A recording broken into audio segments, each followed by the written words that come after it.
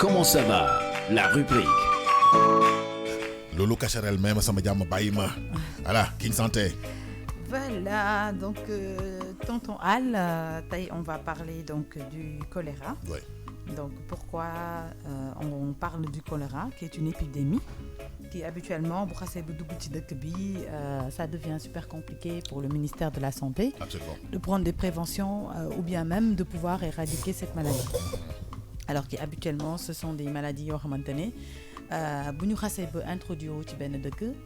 Donc ça touche énormément de monde et après ça fait beaucoup de dégâts.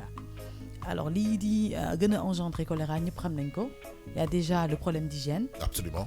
Voilà, le problème d'hygiène, le problème d'alimentation qui ne sont pas saines. Voilà, donc qui se manifeste régulièrement par des maux de ventre. C'est pire que la dysenterie. Donc ça se manifeste par de la forte fièvre. Ça se manifeste par des vomissements, c'est-à-dire des vomissements énormes. Tout le temps donc voilà, donc on sent donc maigrir. Donc il y a une forte dégradation. Voilà, physique, dégradation là. Oui, bien sûr, parce que tu es faible, tu deviens faible en fait. Voilà, affaibli. tu deviens très faible, Absolument. très affaibli. Tu as des courbatures, tu as des problèmes respiratoires, tu as des problèmes gastriques. Voilà, il y a énormément de choses qui peuvent arriver, tu fais beaucoup de choléra. Vraiment, le premier réflexe, c'est d'aller les mains avec du Voilà, savon. donc du coup, en général, si nous avons des genre de période comme on fait beaucoup de prévention par rapport à cette maladie. Pourquoi? Parce qu'il y a beaucoup d'insalubrité. Absolument. Alors, dès que il fait toy, salté. voilà, il fait salté, il fait am ay taw ndox. Donc ñepp xam nañ ne fu taw ndox am, ça veut dire qu'il y a beaucoup d'insalubrité Mooy foofu. flaque yi rek, mooy flaque yi Voilà, bañ donc wala xale bi nekk si biir. voilà, justement, donc muy feebar boo xamante ne dañ koy rencontrer habituellement bu xasee ba dugg ci dëkk comme ni ma ko waxee sànq balaa ñuy mën a canaliser feebar bi day fekk def na ay ravages. Contagion bu Voilà, doy waar. c'est une maladie très contagieuse déjà et moom mooy waral sax d'habitude bu amee dañuy def genre isolation, on isole toutes ces personnes là donc di leen mettre en quarantaine pour mën a permettre ñu bañ a atteindre yeneen ñi nga xamante ne ils ne sont pas atteints de cette bañ a maladie. wàll nit ñi daal. bañ a wàll nit ñi, voilà. En grosso modo, c'est ça. Alors le choléra est donné par par des vers, donc yoo xamante ne dañuy nekk ci biir ndox yu insalubre comme j'ai dit, wala dans des aliments qui sont souillés, yoo xamante ne da nga koy jël nga lekk ko par exemple, boo ko lekkee après automatiquement tu suscites d'avoir cette maladie qui est le choléra. ndox bu salté daal soo loo si mënti raxas tamit. Voilà, nga naan ko fekk dafa Voilà, infecté voilà, wu wala nga lekk benn aliment boo xam ne dafa infecté wu par le choléra, qui est souvent donné. Ce sont des microbes qui sont souvent donnés par des mouches. Les mouches yi nga xamante ne fu ne la ñuy déposé wu fu ne la ñuy taxaw après ñu ñëw tegu ci kaw lekk yi. Donc en général ces aliments là ils deviennent des aliments qui ne sont plus sains et qui sont contaminés par ces mouches là yi nga xamante ne ñoom ñooy dem jëli ci saleté bi fële ñëw déposé ko ci lekk yi. Voilà. moo tax d'habitude dañuy wax nit ñi nañuy def seen lekk yi ci ay conserverie. maanaam di leen couvrir bu baax. di éviter weñ yi di ci teg seen tànk. ak ñoom seen alors ñëpp xam nañ ne Sénégal fii on est un pays où il y a énormément de mouches parce qu'il y a beaucoup de saleté. Il y a beaucoup de dépôts de saleté te ñëpp xam nañ ne mouche moom fu saleté rek lay dem teg. fu nekk lay tag foofu lay dugg bu duggee ci saleté bi ba pare ci lay doog a ñëw nag déposer voilà li mu yor yëpp ci germe yu bon ci lekk bi après lekk boobu noonu dafay def tournure daal di nekk lekk boo xam te ne dafay yàqu parfois sax lekk bi day ànd ak day am ay sax voilà te yow doo ko gis nga jël loolu lekk ko automatiquement mu feebar la jox la feebar boobu nga xam te ne moom la ñuy wooyee choléra. Donc je pense que nit ñi ñu bëri xam nañ lan mooy choléra ndax yàgg nañ di dégg ñuy traité cas yooyu voilà di ko xeex donc muy pandémie boo xam ne bu amee en général ministère bi daf ci jóg def ci ay ay jéego yu doy waar pour ñu mun ko éradiquer parce que bu xasee bu dugg ça part à la vitesse de la lumière. Vraiment voilà à une vitesse extrême lay dem donc moo tax tout le temps dañuy soññ nit ñi pour ñuy raxasu di raxas ñam yi ñuy lekk par eau de javel di couvrir lekk yi ñuy lekk di voilà di leen teg ci ay endroits yu set ci ay endroits yu sain di togg ak ndox yu set. C'est important parce que nit ñi des fois dañuy jël n'importe quel ndox togg ci wala ñu jël n'importe quel ndox bëgg ko naan duñu jéem a xool ndax ndox bi yàgg na fi ndax ndox bi taaju na bu yàgg ndax ndox bi set na ndax ndox bi am na lu ci dugg amul lu ci dugg parce que li ñu war a comprendre tam mooy microbe mooy loo xamante ne neexut a gis à l'œil nu. Absolument, microscope rek moo ko voilà gis. il y a des microbes yoo xam ne c'est au microscope seulement qu'on peut les voir alors mën na nekk ci biir ndox bi ngay naan wala mu nekk ci aliment bi ngay lekk te doo ko gis doo ko gis. fekk ne voilà microbe boobu mën na la indil ay jàngoro yoo xamante ne wala ay gàllankoor yoo xamante ne doo xam foo koy waxee. te de plus en plus sax comme ni nga ko waxee c'est-à-dire que aliment booy lekk dafay fekk verre boobu ngay wax dafay mel dafay weex dafay transparent. Transparent, Tu ne voilà, le vois pas, justement, c'est c'est pas ça. possible. Donc, ce sont vraiment des microbes, ils sont invisibles à l'œil nu. Habituellement, on les voit par rapport à des scientifiques, ils ont la possibilité de voir le verre à travers voilà, des matériels qu'ils ont, etc. Mais ce n'est pas des microbes, qui sont à l'œil nu. Mais madame, les microbes là. Sauf vraiment, les bi dem ba tourner nek moisissure ak ñoom seen là peut-être tu peux comprendre que l'aliment il est pourri, aliment bi yàqu na nga gis ko mais su fekkee ne c'est loo xamante ne la par exemple microbe du ci dugg te defagul tournure tu as tendance à ne pas savoir exactement. mais tu sais Maïté dafa am benn affaire boo xam ne dafa doy waar c'est-à-dire que ñun yàlla dafa ñu doté de vue. c'est-à-dire que ndox bu salté soo ko gisee da nga xam dafa salté. waaw lekk boo xam ne baaxul soo ko gisee da nga xam ne que lii mi ngi tourné quoi dafa weex na wala am na ay champignons wala mais dafa doy waar affaire boobu. waaw mais bon xam nga tey comme ni ñu doon wax démb xam nga démb on a parlé de la dengue bi nga xamante ne logiquement. Quand on parle de dengue, on parle de cette maladie dans les régions tropicales ou dans le sud du pays. Aujourd'hui, on a eu un cas au niveau de Kaolack. Ce qui veut dire que ce sont des choses ça peut quitter d'une région à une autre, ça peut quitter d'un endroit à un autre, venant d'une personne. boo xam ne da ko indaale wala mu nekk loo xamante ne par exemple dafa jóge ci dafa nekk loo xam dafa traverser boppam ñëw tu vois donc ce sont des choses yoo xamante ne on peut ne pas les contrôler on peut pas pouvoir les contrôler mais comme tu dis aussi c'est important que de savoir ce que l'on boit ce que c'est am na ñoo xamante ne par rapport ak seen situation de vie par rapport peut-être à la pauvreté à laquelle ils vivent ils sont obligés de se contraindre à ce qu'ils ont sous les yeux après tamit tu sais l'instinct de survie c'est énorme c'est quelque chose d'extraordinaire parce que quand on parle d'instinct de survie mooy maanaam tey il faut que tu vives. parce que man dama gis si ay cas yoo xam ne da ngay gis ñoo xam dañu gis ay dañu dem supermarché par exemple. wala dem si benn restaurant ñoo xam ne que li dafa yàqu ñu jël ko quand même dagg partie bi nga xam ne moo yàquwul beneen bi ñu sànni ko xam nga. voilà te loolu baaxul si ñoom non ce qu'ils ne savent pas c'est que partie boobu noonu ñu dindi partie boobu noonu moo manifesté wu tout juste. microbe bi ça veut pas dire que génn na ci partie boobu noonu que dem na.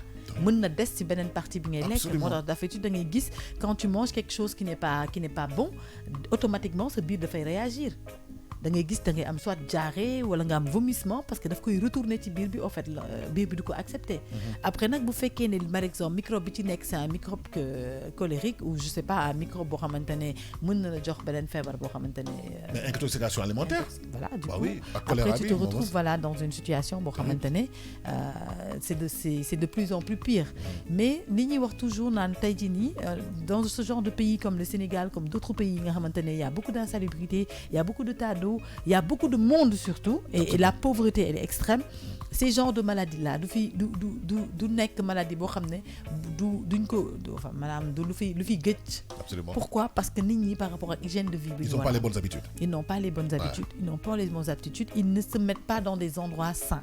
xam nga tamit tey nit mën nga nekk ci benn environnement bu sain parce que yow sa bopp yaa bëgg créer environnement bu sain boobu mooy il faut d'abord commencer par personnellement nga créer environnement bu sain boobu par rapport ak ngay nettoyer tout le temps di raxas tout le temps di utiliser eau de javel di utiliser des produits yoo xamante ne c'est des désinfectants des antiseptiques di moytu lekk yi bu lekk bi boo xamee ne lekk bi par exemple yàgg na wala nekk na ci benn état bi nga jël ko nga sànni ko jar na ko parce que nga def loolu tey nga jël nga yor attitude boobu moo gën nga bañ ko yor et que demain mu indil la ay problèmes de santé yoo xamante ne ça va te coûter cher et ça va même te coûter la vie. Absolument. Parce que le choléra c'est une maladie virale ñëpp xam nañ ko dafay rey.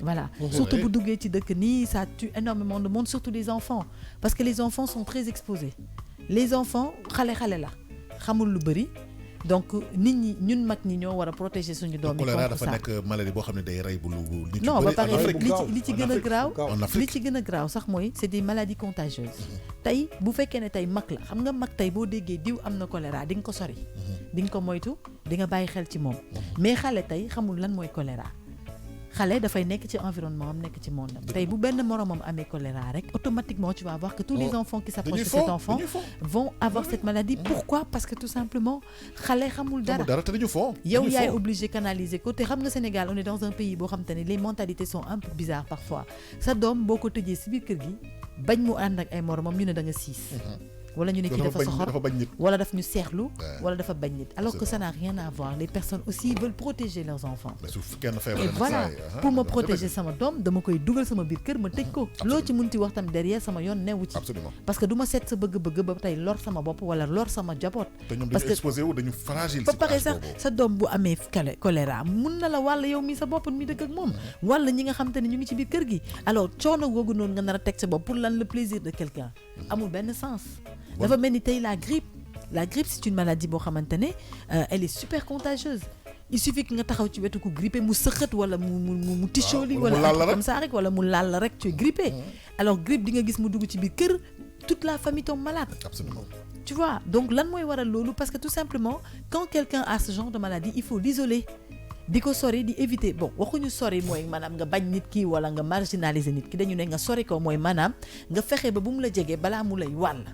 C'est différent de daw nit ki dawuloo nit ki mais da ngay protéger sa bopp. sama bopp mën a gënal dama laa bañ. voilà dama laa bañ donc nit ñi nañu bàyyi mentalité boobu ñu am te comme on dit les enfants sont super fragiles tey mag suñu système immunitaire ñun mag yi moo gën a dëgër système immunitaire u xale yi. Voilà donc pour protéger nos enfants contre ce type de maladie nga xamante ne ñun fu dee mag si boppam moo mënu supporter par exemple feebar boobu di choléra waxatuma la ak xale nga xamante ne dafa sensible ba pare xale xam nga am na xale yoo xam ne tey tant que feebaruñ doo xam lu leen métti te même boo xamee lu leen di métti tamit tant que waxuñu la fii moo may métti mënoo ko xam il faut que mu nekk ci benn état bi pour nga mën a xam ne xale bi te doo jël risque da nga dem directement si kii bi ci médecin bi ak yooyu pédiatre voilà ci pédiatre bi voilà wala ci généraliste bi mu xoolal la donc tey jii nii appel de cœur bi ñu nekk di def comme je dis hier on a parlé de la dengue on en parlait comme ça évidemment on s'est rendu compte que voilà c'était un sujet d'actualité. Quand j'ai vu ça le soir à la télé dama ne xoolal rek même sëñ Saliou on a parlé hier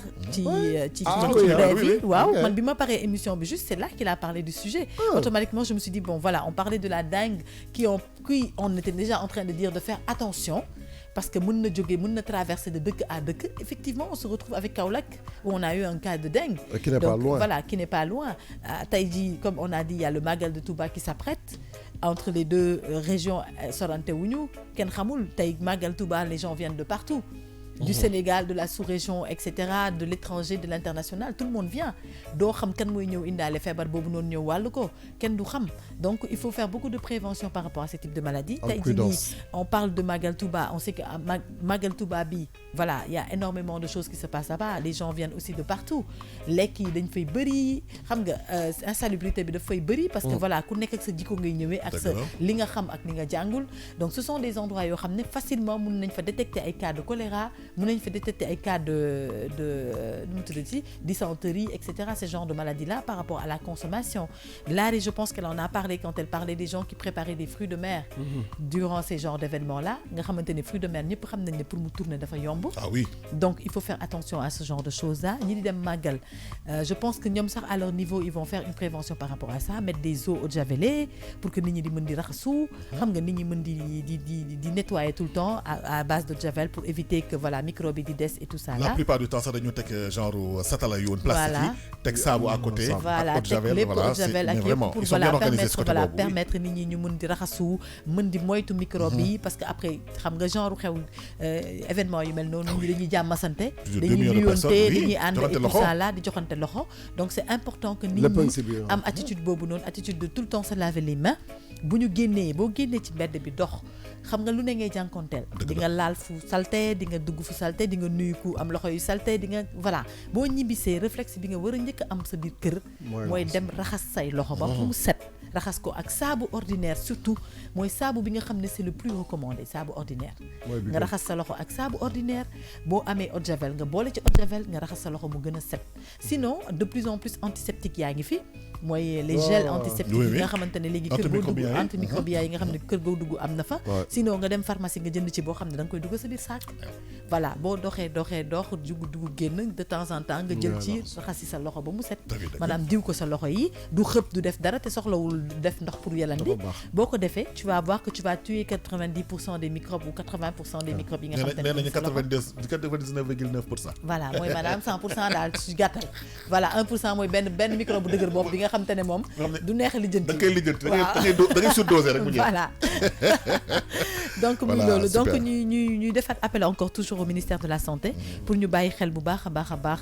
ci feebar boobu di choléra c'est vrai que gëj na fi amoon na fi mais depuis boobu déggaatuñu cas boobu noonu mais on ne sait jamais surtout actuellement avec les inondations etc donc il y a plein de tas d'eau dans les rues il y a plein d'insalubrité cette année donc vraiment nañu def ay prévention par rapport à loolu soññu nit ñi def ay voilà sensibiliser nit ñi pour que ñu moytu vraiment pour éviter que loolu noonu dañu dalaat muy feebar boobu di beneen ak beneen feebar te nit ñi nañu tàmm di raxasu saay suñu génnee bu duggaat seen kër nañu raxasu ak ndox ak saabu ak eau de javel suñ ko amee raxas seen i tànk di fomp seen kër yi di ci def eau de javel di utiliser antiseptique yi y a des produits yoo xam te ne ay désinfectants lañ léegi dañ koy jaay mën nga ko def ci ndox bi ngay fompee da lay permettre nga gën a mën a tenir sa environnement sain.